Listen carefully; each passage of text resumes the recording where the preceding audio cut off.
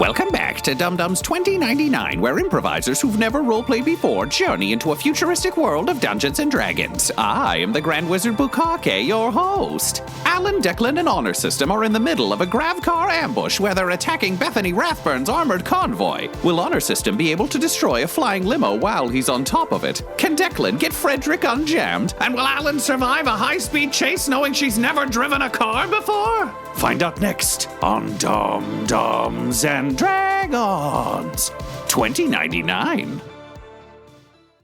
Can always go out to sea. Take to the sea. Keep it secret. No. Yeah. Keep it safe. Actually, yeah, because if I can get it spinning or something, or at least help them lose control, then I can like kind of weave around and hit it and knock it to the side. Okay. Again, that's kind of what I was thinking. You drive the SUV. It's heavier than your car, obviously, because you're driving like a shitty seahorse. But you manage to knock it up into the lane of traffic above. So it also gets battered by a few vehicles. Excellent. And it begins sort of spinning and tumbling diagonally down through the other vehicles, sort of towards the ground. I need you, please, to roll me what in Star Wars would be a brace check. But here is I survive. And I'll say because you're kind of using magic to run this, I'll give you a +1 because you're kind of managing your mischief, as it were. Sounds good.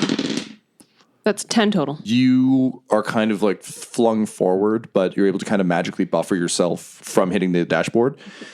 That said, you are also now drifting up into a lane of traffic, so your car gets smashed as well, and you're kind of spinning forward while it's spinning down and away from you. So we go to top of the round, the limo. The limo can still hear shooting from above, so it thinks it's probably fine. The driver's going to gun it, though, so the limo honor system starts to kind of tilt upward and start trying to break free of the traffic. Does that affect me standing on top of it at all, or is it not that steep of a climb? It will soon, but it doesn't currently. Which brings us to you. I'm going to climb in through the turret entrance. How are you going in? Just like sword down? I'm just going to drop in. I first want to make sure, like we've made some assumptions here, but I want to drop in, quick scan, is Bethany in the limo? You drop in, so obviously sort of like a nice, large, well-appointed limo. There are guards lining both sets of seats, so there's sort of 3 on each side. There's no sign of Bethany. Perfect. Okay. So Honor System is going to activate one of his subroutines that he hasn't done yet. The old like computer voice comes on and says, activating Oni mode. And a traditional Japanese ogre face appears on his visor. So it's got like the bulging eyes and like the curved out teeth and like the hideous grin. And I'm going to attack the soldier closest to me. Okay, go ahead.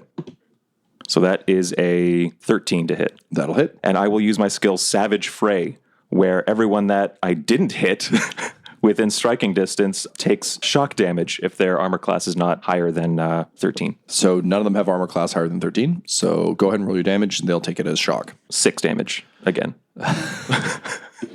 You haven't been in combat surrounded by people in a long time, let alone people in a small tin can. But there's a reason that the samurai droids do most of the fighting in the various wars around the world, and it's because of situations like this.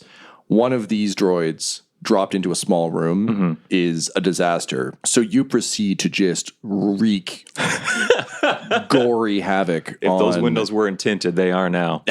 You just turn it into a splatter fest. Like it's just slicing and dicing. Normally shock damage applies slightly differently, but I think in this case it's literally just... Thank you for that. Oh, no worries. It's just a series of... It's not even, I think, that you move faster than the eye can see or anything. It's just every strike is placed exactly where it should be. By the end of it, it's just a gore-filled limo. It's that horror movie sequence where we just see the first strike and it just cuts to outside the windows and we hear screams and just see blood spraying against them. So my last little piece then for my turn is to just inform everyone on the comms, Bethany is not in the limo. Then I look over and see Alan has rammed the other one and I'm like, okay, we really need to deal with these 4 military escorts.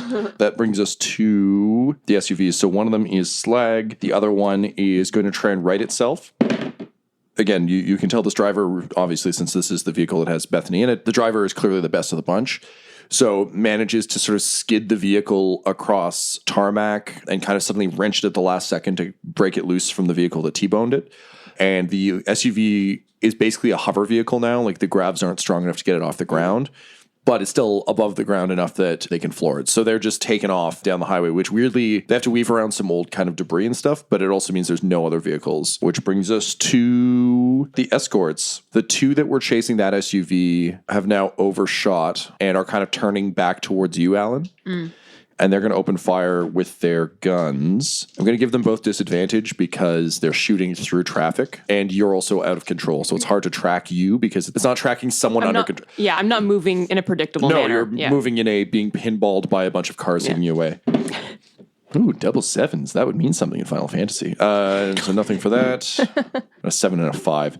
They're firing like micro rockets. Other cars are just getting blown away. But every time they've got a bead on you, something comes into the way. So a couple civilian cars blow up and kind of like skid off in various directions, but you're still being buffeted around. Okay. But you're kind of like regaining control. So as I'm panically hitting Frederick for being such an asshole, I yell through my comlink to Alan, and I'm like, she's in the front SUV. If you stay near it, they can't fucking shoot you. We got to bring it down. All right, on it. Which brings us to Alan. I want to try to gun it after that SUV. I want to try to dive down towards it and get like as close to it as I possibly can, even if I can like hover a little bit above it. It's running about the same speed you are, so the odds of overtaking it are low. Okay. But you can certainly pursue it. I will pursue, and I'm going to get my laser pistol out. Use your magic, Alan. Use your magic. There's 4 fucking murder copters. We all die. Okay. Just try not to blow our cover or my cover. It's blown. If you die, we still lose. All right. How far away is it from me? Within range of most of your stuff. I'm going to roll down that window of mine and one hand on the steering wheel, the other hand Just is like hanging Ace out. Venturing it out the window with your hand. And blasting a fireball to try to consume the car. So you reach out, and it feels fucking good to let loose because you're normally trying to keep this under control. And Bourbon Sherp is just like, oh shit. And the fireball blasts out of your hand and just roars forward, burning under traffic, and strikes the back of the SUV, and the entire thing explodes in a burst of flame, kind of rolling and burning. I didn't expect that. And where I am, you just hear me over the comm going, yes! I did it! I just thought it was going to, like force them to stop or, It did. Shit. Oh, Alan, we missed you. Why did it explode? Okay, so what we need Combustion to in do general. now is we've got to take out those other fuckers, and then we got to get Alan to this meeting where she can go, where's my mum? Okay, so honor system. You're in a limo full of dead men. What do you do? I think before I attempt to commandeer the limo in terms of like start piloting it, I would like to get on that turret and see if I can take out one of the military security vehicles. I'm assuming it's going from like second level up to third level. Yes, that's correct. The way these movement bands are working, currently you're kind of one move away from where the 2 that are hovering trying to shoot Alan are. You have the 2 that are circling you, so you're going to target one of the circling ones? Yeah, if that's the cleaner shot, because I'm not skilled with firearms. Okay, so but go I'll ahead give it and roll your attack, please. give it a go. So that's a 16 on the die, and I don't think I have anything to add to that. I'd say you can just add your attack bonus. then that's +6. +6? Okay, great. So a sound hit. The machine gun does 2d12. 6 total. One of the vehicles is sort of hit by like a series of laser blasts from you firing the gun. Not enough to destroy it, but you can tell that's definitely taken some damage. Next up, we have the limo. The driver hears fire again, but is clearly getting comms. So he's going to do a barrel roll and try and knock you out of the turret. All right. He successfully manages to sort of spiral barrel roll the limo. Honor system, can you please roll me a skill check and add 2? Because I think we've established that you're really good at freezing. Yeah, locking my joints. So if you just lock all your joints and your hands on the thing, you're likely going to hold on. 5. Or not. So I'm going to say you lock your joints, but unfortunately the whole little turret system is so slick with blood that you slide off, and now the limo is upside down. You're hanging off the gun. Cool. Okay. To use the turret, I sheathed my sword. And so what's happened is my sword was inside. I reached down and grabbed it. And as I turned upside down, I turned it sideways. So now it's a crossbar that I'm hanging onto, just hanging onto my sheathed sword out of this limo. Legion, always helpful. Brings us to the escorts. They're actually going to pull off from the limo and fly to the crash site. Their turn is going to be moving one band closer. The 2 that we're trying to shoot Alan are going to try and close in. They need to roll pilot checks to kind of weave through the traffic, but they're trying to get down to the crashed SUV. Both of them kind of pull into a holding pattern. One of them seems to be guarding it. The other one actually lands, and you see an orc hop out tactically with an assault weapon and kind of run towards the wreckage. Which brings us to Declan. I think you're actually out of range for most of this. The last time I would have been reloading. Now that it's down, I would be trying to head through the trees to be able to get sight. I don't know if it's vehicle far. I don't know if I can make it with the rifle. That's just a question. I think you would have had a vehicle, like probably a bike. You did stash one. You did so I probably have a bike with me, yeah. Okay, so you hop that. You'll use your movement to get up. Great. Up to range. Which brings us to Alan. I think I'm going to have to take out the other escort. The one that's hovering over it? Yeah, the one that's hovering over it. There's enough electricity going on already. I figure maybe it'll give Witch Bolt a boost. Can I pull above it? Yeah, they're pretty low. Yeah. I'll need a pilot check, though, because your vehicle's pretty fucked up. Okay. 5. You attempt to coax life into the grabs, but unfortunately, they're too damaged. You're kind of hovering at level. You can go lower, but you can't go higher. Obviously, I can't Witch Bolt from there. So, You can't Witch Bolt straight ahead. You just shot a firebolt straight ahead. yeah, but Fireball has 120 feet range. Witch Bolt has 10 feet. Yeah, but you could stay at the same level and move towards it and then Yes. shoot it. Like Tokyo Drift it. All right, okay. I will Tokyo Drift. Yes. just casual Witch Bolt as I'm just as I'm fishtailing by. I'm pretty sure that's how they got Vin Diesel to do that cameo, too. He's just like, yeah, you know what? I will Tokyo Drift. That's what he sounds like on his own time. He's like, I'm Vin Diesel. I love my family. I will take this job. All right. You Tokyo Drift towards the vehicle, and you can feel the grav cars getting more and more shaky. Yeah. And you can hear Bourbon just be like, Alan, I do believe that this vehicle will be inoperable very shortly. We should go. And you kind of wear him as a backpack when needed. So he kind of affixes himself to your back. And as you get close, time slows. Can you roll your attack? 9. I'll give you advantage. With the electric storm going, Yeah. magic stuff is particularly potent right now. That was a nat 1. That one. So we'll take the 9. So you leap from the window, kind of hands outstretched to Witch Bolt. As you do so, a micro rocket hits the car explodes behind you. You throw your hands out to blast it, but with the storm and everything that's going on, you just can't quite focus. The implants are good, but in a non-magic world, it's still very difficult to do this sort of stuff. Fair. So you slam against the sort of cockpit window, and you're kind of crouched there. And Bourbon Sherbet's like, oh, thank God we were not in that car. Uh-oh, this is worse. I think I should take a bonus action because this is not where I want to be. I'm going to take a bonus action, Misty Step the hell to the ground. So you appear in front of a very confused orc, which brings us to top of the round. So the limo is going to have to roll a check to continue to fly upside down because grav vehicles are not built that way. It's now grabbing itself towards the ground. Yeah. It's an extreme grab vehicle. Yeah, he can't continue to run it that way, so he kind of spins it back up and over. Honor system, you're able to hold on. Okay. You're not in the pilot seat of the turret. You're just on the roof again, top, which brings us to you. I got to end those shenanigans. So it's armored on the outside. So I have to hop back inside. And I think I'm just going to push the button to have the driver window come down, the divide between the privacy and screen the or whatever. driver, Yeah. And just have that come down. Is there one driver or is there someone in the passenger seat also? There's a driver and an additional guard. And an additional guard? Okay. I'm just going to bodily throw myself in there, kind of between them, elbow to the driver's face, foot pushing the other guard out the passenger door. Out the door? All right. So roll 2 attacks, please. Full Terminator. Yeah. Nice limo. Yeah. I'll drive. So that is a 11. Ooh, and that's a nice one.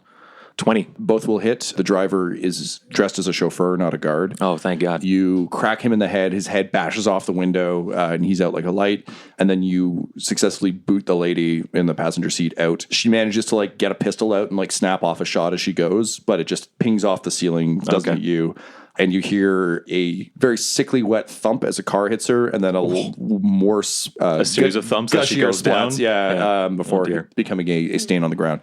You now have control of the limo. So driver's side door open. Just give me a little more space. Get that guy out of here. And close the door.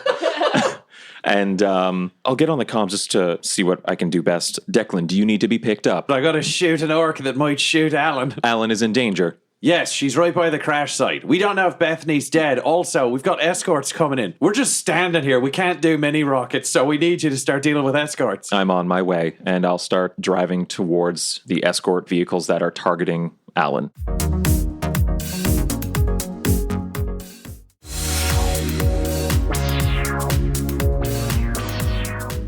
Okay, wicked. So next round, you will all be there. Okay. Which brings us to the escorts. We'll do the one on the ground first. He levels his rifle at you, Alan, and he's going to just snap off a series of quick shots. He will hit, and he will do 8 points of damage. Yikes. So you misty step, you kind of appear in a puff of smoke, and he just by reflex guns a few shots into you. And then we'll do the one in the air. It can't really target you because you're next to his buddy, but he sure as shit can target the limo, so he's going to open fire on that. He misses. Again, just too many vehicles in the way. At this point, we're just in a full-on Michael Bay cacophony of like exploding vehicles crashing in slow motion. The other two reach the site. Alan's down. They're going to turn probably on the limo as well, but I need to roll to see if they can actually pull off that turn. So the first one manages to turn. The second one does not. So the second vehicle, in attempting to pull a full like 180, gets T-barred by a truck and crashes into the ground. So now there's 2 in the air, 1 on the ground. The one that got T-boned, the one that was damaged? So the one that Honor System shot is now facing back towards the limo. There's the one that Alan just tried to attack that is facing back toward the limo. And then there's the one that is parked with the guy that's engaging Alan in combat. Okay. Declan, you have just pulled in on your bike. Think like a swoop bike. So it's slaved to the ground, but there's no wheels. Because there's no wheels in this world. Everything flies. Cool, I'm riding a speeder bike. Yeah, so I see the situation, and I see a guy looking at Alan, but after LOLO, I'm just observing. I'm like, Alan, rip his fucking soul out. And then I turn and I want to shoot the back of the winged one so I can try to do more damage. Raising that loaded Frederick. I'm like, come on, you handsome bastard. Honor System needs the help, and we love that boy. 11. Not good enough. You fire the shot. Your aim was fine. Wind conditions were fine. Just vehicle got in the way, dings off something. By now, traffic is starting to pull away from all of this. Understandable. But there's also not a whole lot of places to go. You know, it's like, do you drive into the ocean or do you drive into the trees? Ground. So everyone's kind of scattering. It's also very dangerous to move off these pathways without announcing it. So there's a lot of general panic and confusion. Great. I'm going to duck into a fucking bush. I just hit the ground to try to be sneaky. Cool. And if you can roll me to see if you run out of ammo. I already did. I'm good. Great. Brings us to Alan. Getting shot never feels great, and I don't think it's something that really gets any easier or less impactful. So I double over and fall to the ground, reach out to his leg, and cast Vampiric Touch. Okay. That's 15 damage necrotic to him. He lowers the rifle like to coup de grace you. And Bourbon Sherbert's like, oh no, Alan, I'm a survivalist, Robert, but I want a survivalist friend. Dramatically, it's like him like crawling up your back to try and like cover your head in case this guy does it. He lowers the rifle, and then all of a sudden he just keeps lowering the rifle as his arms start to wither and can no longer hold its strength.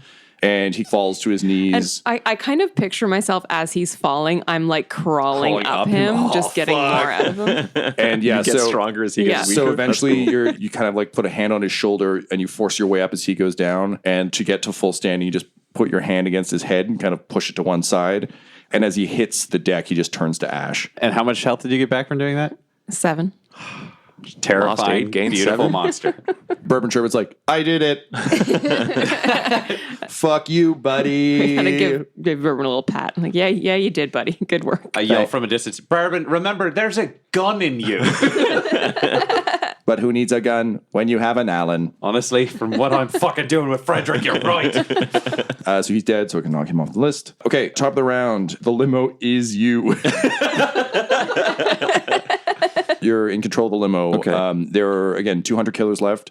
One has taken damage from when you shot it. Yep. One is kind of hovering above Alan and the wreck. Okay, so let's go for the one that has been weakened by gunfire. This is an armored limo designed to protect VIPs, so I'm just going to ram it into this thing. Go ahead and roll me a pilot check, please, and I'll give you +1. Because I'm deliberately trying to I mean, Honor System collide with the vehicle. Yeah, Honor System is good at weapons, and now that this is his weapon, I feel like it would make sense. Plus, it's not moving. It's a stationary target. Yeah. It is a limo and would very long and thin, so the sword of cars. That's an 11. That was a Buick LeSabre. You just fucking plow through this thing, and it's better armored. It's more versatile. You can see it start to like pull up and away once it realizes what's happening. But no, you just drive straight through it, and the limo barely takes beautiful damage. Like, and it's kind of one of those like getting hit with a train things where it's just like, and like you just drive your way through the wreckage. Yeah.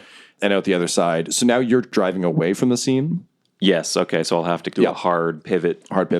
That brings us to the final escort. It's going to open fire on Alan. It starts spraying the ground with machine gun fire.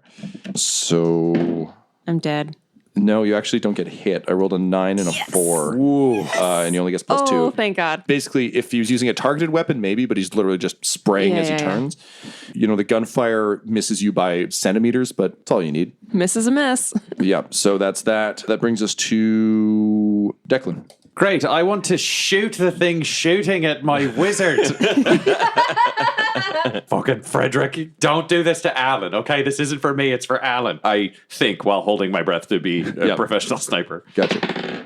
Motherfucker. No. 10. Shit. The bullet pings off the back of it, unfortunately not dealing further damage. So that brings us to Alan. I whisper in your ear, I'm like, you can go in. If you've got Bethany, they won't shoot you. Yeah, what does the car look like? It's in bad shape. These things were built with pretty good roll cages, so it's pretty bad. But in terms of are there still people inside? Possibly.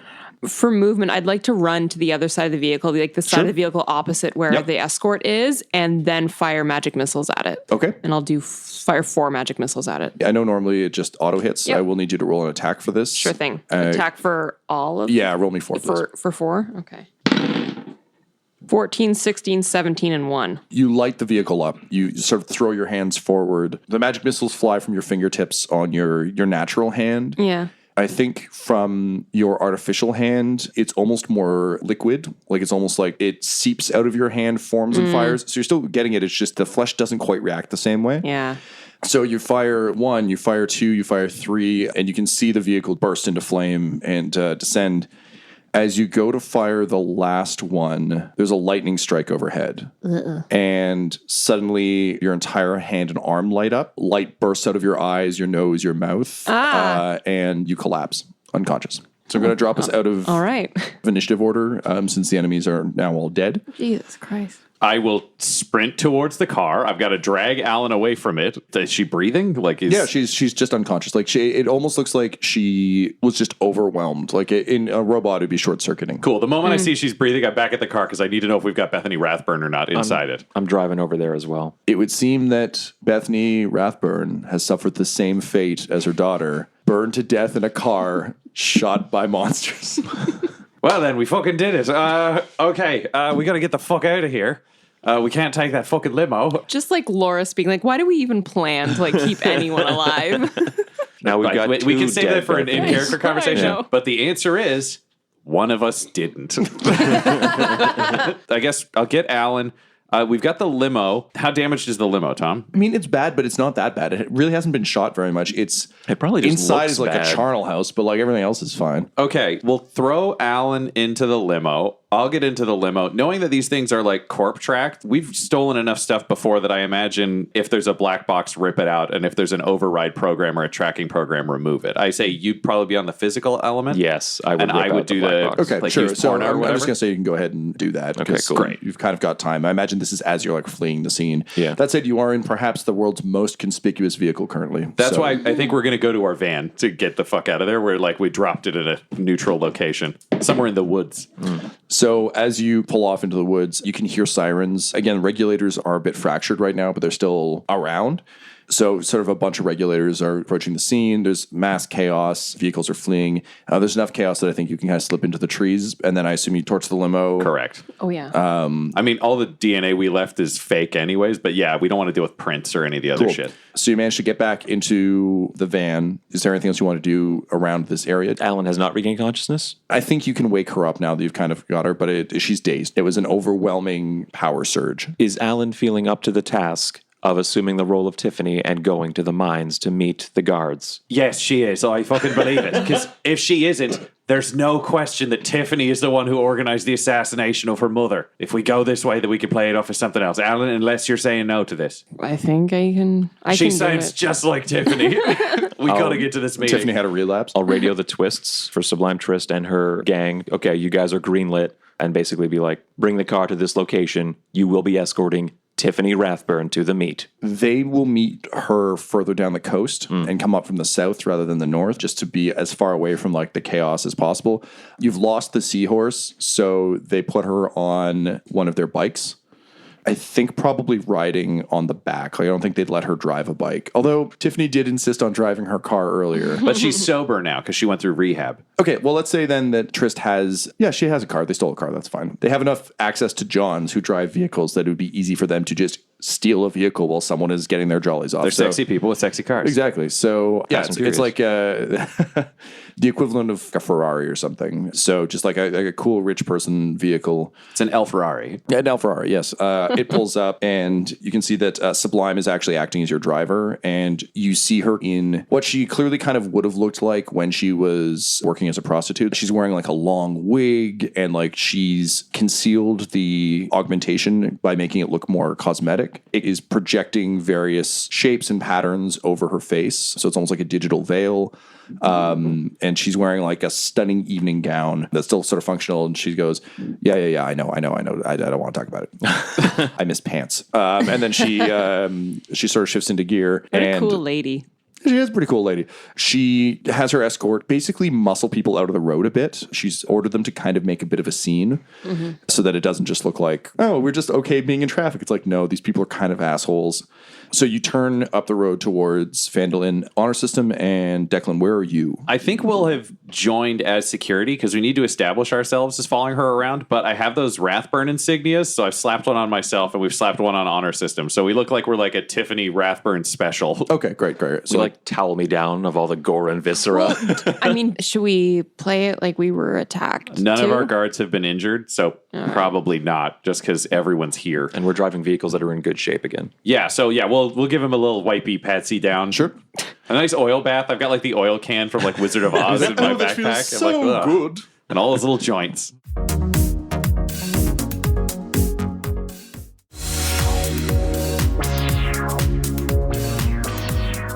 Wicked. So the motorcade rolls up into Phandalin, and you can see it's actually much quieter than previously. And as you roll up to the mine, you can see corpses everywhere. There's just dead guards. There seems to have been some kind of altercation, but the only dead people you see are Rathburn. Should we shed our Rathburn insignia? We've got Tiffany.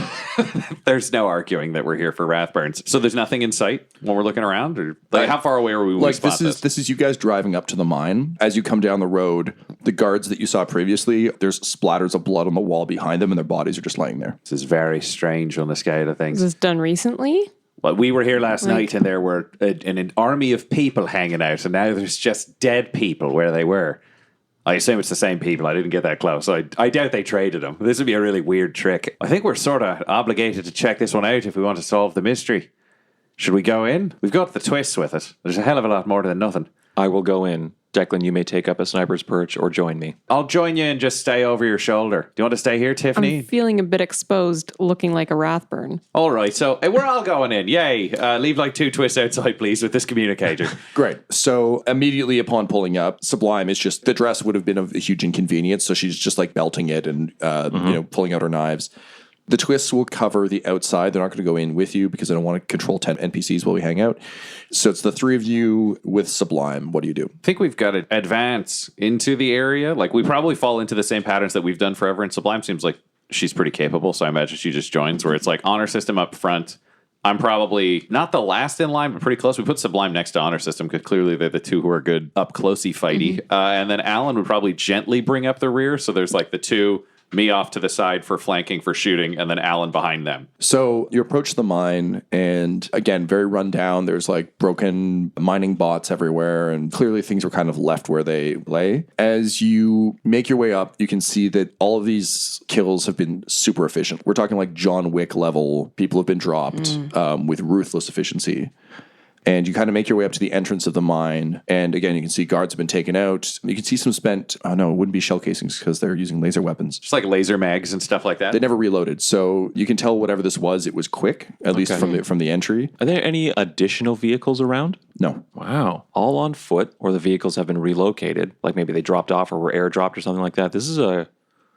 We are dealing with a crack team of operatives. Yup. You begin to make your way into the mine, and you're seeing similar instances. This time you do start to see more clearly fire was returned. There's some mags and that sort of thing. You can see weapons kind of randomly discarded, which would seem to suggest someone or someone's switching guns as they go. But yeah, it's just a sort of a pure killing fest. You make your way further in the sort of a large expanse with a mining office. There's electric lights that have been put up. You can tell, sort of like in a dig site, like these have clearly just been added by Rathburn on the past day or so. Large central area, there's tunnels carrying on. But this is where you would have held the meeting. You step into the space, and a lone figure kind of steps out of the office. He's a drow dressed in very simple, very functional clothes. And he's got kind of modified laser pistols in each hand and training them on all of you. Sort of like long silver hair, the usual drowish thing. He hesitates and he looks directly at Alan and he says, "You're not Tiffany Rathburn. Who are you people?" I am honor system. All right, that makes one. What about the other two? All right, I'm Declan. This is... fuck it. This is Alan. And that's Sublime Trist. Who are you? My name's Drizzt Duerden, and I came here to kill some Rathburns. This episode of Dum Dums and Dragons 2099 features the voices of Ryan LaPlante at the Ryan LaPlante on Twitter, Tyler Hewitt at Tyler_Hewitt on Twitter, Laura Hamstra at EL Hamstring on Twitter, and our DM Tom McGee at McGeeTD on Twitter. This episode's sound was edited and mixed by Laura Hamstra. The system we're playing is called Stars Without Number, and Dum Dums and Dragons artwork is by Del Borovic, who can be found at delborovic.com. Our theme songs are Core Collapse and Sanctuary of the Sky Gods by Nathaniel Yaverne, and our ad music is No Control and Chiefs by Jazzar, Jahzzar, all available at freemusicarchive.org. When it comes to Dum Dums and Dice, you can visit our website at dumdumdice.com. Our Twitter and Instagram are at dumdumdice, and on Facebook at facebook.com/dumdumdice. But most importantly, we've got merchandise at redbubble.com/people/dumdumdice, or you can join our Patreon at patreon.com/dumdumdice. That's DUMBDICE. Now I'm off to do future things before we return for the next episode of Dum Dums and Dragons 2099. Dum Dums and Dice has to give a special thank you to the supreme beings of our Patreon at this time: Christian Menicola, Long Long, Jason Denson, James Cuellar, and Jill and Noel LaPlante. If you want your name to be added to this list, you can join our Patreon too at patreon.com/dumdumdice. Thanks to them, and a little bit of thanks to you. Epilogue. On the mainland, the war had ground to a halt, but that didn't mean there was peace. Faerun was still very much on edge. Reports of the movements of the dragon cult securing power in the east, word of the Plantiers mustering their forces in their famed city in the sky, and all eyes pointed west to the kingdom of Akka, waiting to see when their laser weapon-armed forces would march yet again. For some, this chaos spread fear. For some, it signaled opportunity. One of the many sure things about war is that it breeds secrets, and secrets were Vahina Bashod's business. Her parents didn't raise her to collect secrets, quite the opposite. They taught her to help those in need. But having watched them be taken advantage of again and again by con artists and shysters, Vagina decided to take these ne'er-do-wells as her mentors. And she made a pretty good run of things, until she got caught. Sometimes it pays to disappear quickly, and so, under the guise of attending university in Neverwinter, Vahina set out to make her fortune, and the chaos of war gave her the perfect opportunity. And so it was that Vahina found herself in an aristocrat's overstuffed study in Baldur's Gate, examining a sheath of handwritten papers that clearly should have been burned. The letter was from a group called the Plantiers, clearly a powerful house that Vahina had never heard of, advising their friend, the aristocrat in Baldur's Gate, that they would recommend packing up and moving on sooner than later, that the goal they had been striving for years had finally come to fruition, that with the power of the captain, they would finally be able to reshape the world to their liking, starting with Baldur's Gate. They warned that while House Akka was still a threat, they needed to beware House Farch and their new allies. Vahina had planned on blackmailing the aristocrat, but now she could see a bigger payday ahead. All she had to do was find this House Farch. There was a sound of guards in the hallway, and Vahina took her cue to exit, slipping out a window and into the night. Time to go find some dum-dums.